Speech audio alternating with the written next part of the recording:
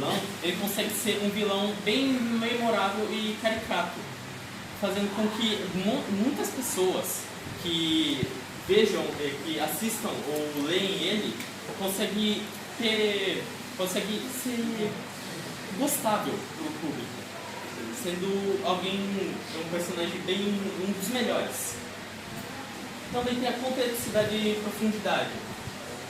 Isso também depende bastante dos vilões. Tem aqueles vilões que são por mal e não precisa de tanta profundidade ou complexidade.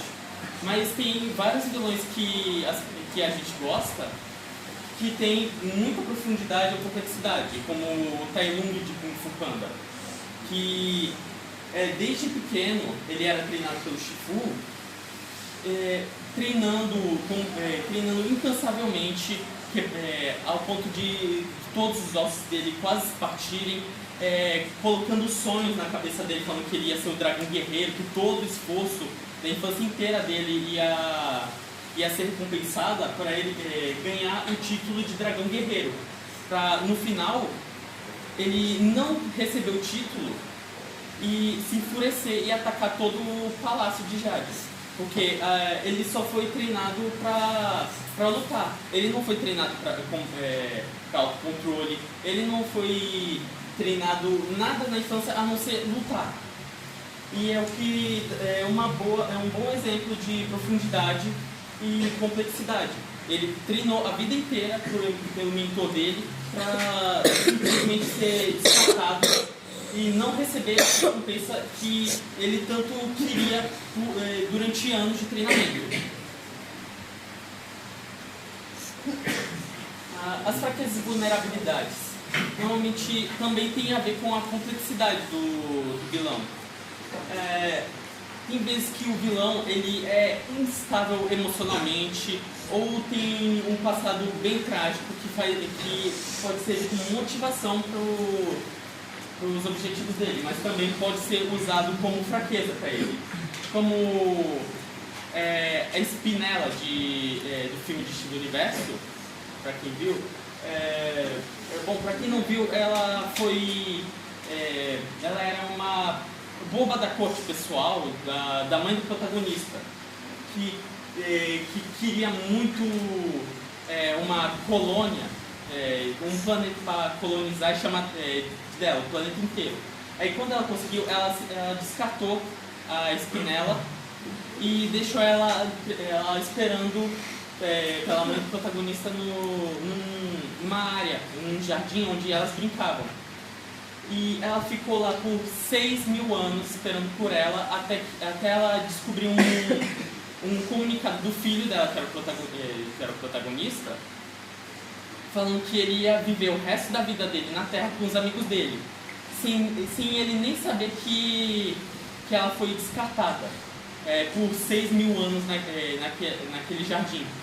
E com isso ela se enfureceu e ela foi descontar a raiva no planeta que a mãe do protagonista recebeu, jogando um veneno mortal, matando que poderia matar toda a vida orgânica, até mesmo as pessoas, no mundo inteiro. Mas com isso ela acabou sendo derrotada por causa disso. Ao longo da luta com o protagonista, ela acabou se desestabilizando e desistindo de lutar, sendo que abandonar tudo que ela tinha feito, tanto com a mãe do protagonista quanto com o protagonista. Ela teve uma espécie de redenção e abandonou o plano dela destruir o planeta inteiro, o que acabou resultando numa derrota, por assim dizer.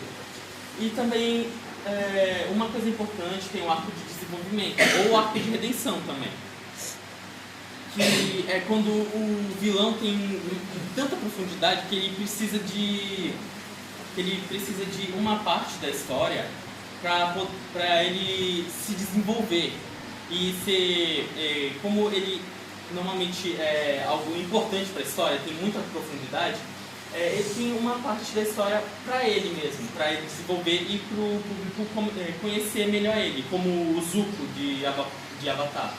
Ele tem todos aqueles problemas com o pai, com a Nação do Fogo e com o Avatar, que ele teve um arco de redenção, de desenvolvimento para ele se tornar alguém melhor. E depois desse arco de desenvolvimento, ele ajudou o Avatar a dominar o fogo para poder derrotar o pai dele, que queria dominar o mundo inteiro.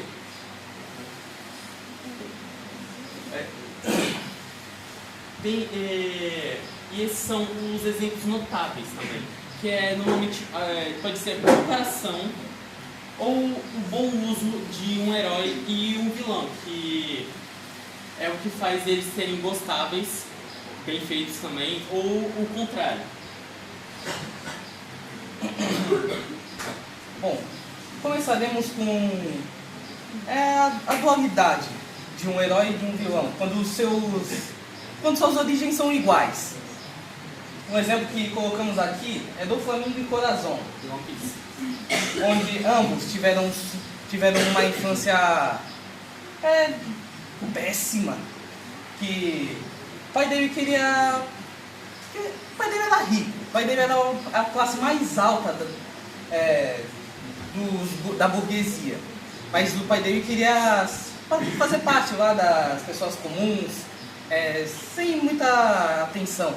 Mas, obviamente, um rico no lugar de pobre chama muita atenção. E por causa disso, ele começou a ser perseguido e até às vezes torturado. Mas Corazon, ele não culpou o pai. Ele pensou, cara, essas pessoas precisam de ajuda. Elas estão fazendo isso porque, sei lá, elas precisam, porque alguma coisa de ruim deve ter acontecido com elas, para culparem tanto a gente. Então, ele perdoou o pai. Aí quando voltou a ser burguês, ele entrou pra marinha, que é tipo os heróis os heróis do mar. E ele começou a ajudar o povo. E ele morreu. Não, professor, ainda falta. Diferente do Corazon, o irmão dele, o do Flamengo, ele passou pelas mesmas coisas. Ele perdeu a fortuna da família, foi caçado e perdeu a mãe também. Só que diferente do Corazon, que perdoou o pai, ele culpou o pai por tudo que aconteceu e ainda matou ele. E quando ele voltou a ser rico, a ser burguês, ele se tornou o rei do crime, o rei do submundo. Ele foi até nomeado de Coringa, por todo que passava no submundo. E ele também matava sem piedade até as pessoas que ele não gostava, ou até mesmo as pessoas que ele nem conhecia. Ele matava por diversão ou por glória. Tanto que ele que matou o Corazon. Foi ele que matou o Corazon. E também tem heróis e vilões que têm histórias completamente diferentes, como o João Trombeta de Gato de Botas 2, que ele teve pais amorosos, teve uma situação financeira estável e herdou até uma empresa de tortas. Ele teve tudo que ele